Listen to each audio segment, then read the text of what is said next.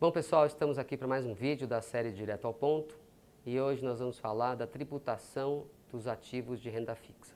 Nós falamos no vídeo anterior que a renda do dinheiro é os juros. Em cima desses juros incide imposto de renda.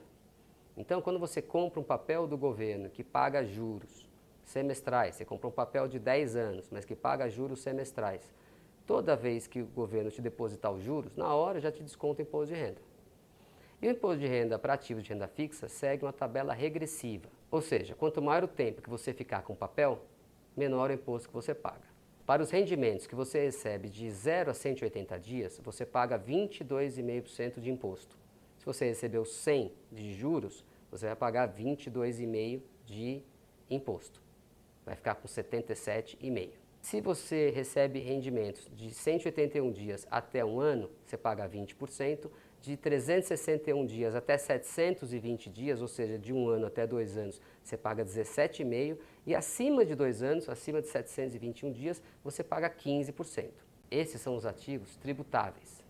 Existe uma série de ativos de renda fixa que são isentos. O governo criou algumas medidas para isentar e para fomentar algumas atividades.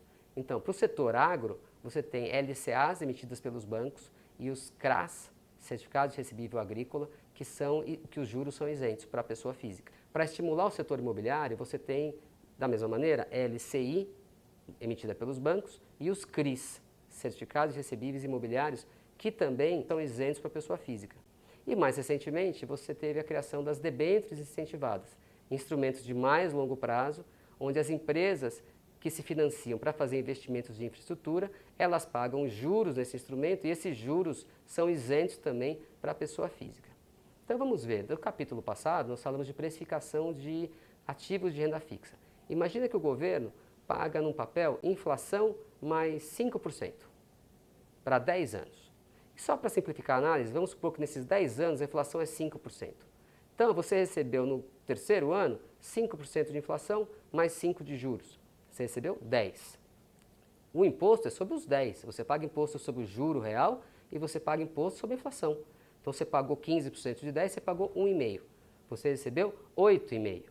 Mas a inflação foi 5%. Então o teu juro real, essa conta não é perfeita, mas só para você entender o raciocínio, você recebeu de juro real 3,5%. Imagine uma debênture incentivada de um emissor de um crédito bastante bom. A gente aprendeu no vídeo anterior que todas as empresas têm que pagar um prêmio de crédito. Então, se o governo pagava a inflação mais 5 para 10 anos, vamos falar que essa empresa paga a inflação mais 6.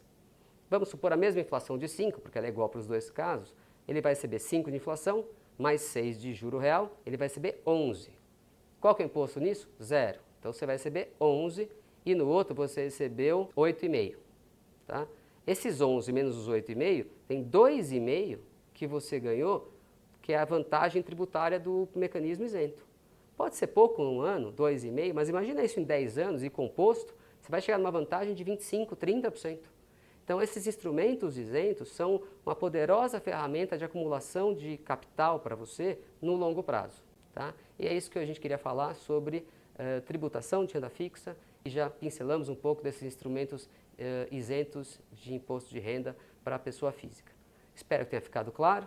Se tiver de novo dúvidas, sugestões, fale com a gente.